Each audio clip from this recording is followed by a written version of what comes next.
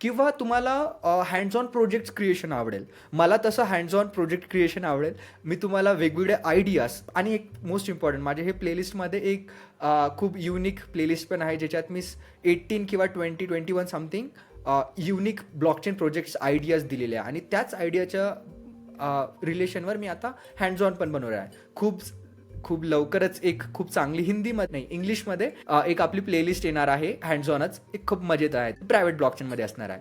तर कमेंट करून सांगा तुम्हाला कोणती गोष्ट शिकायला पहिलं आवडेल.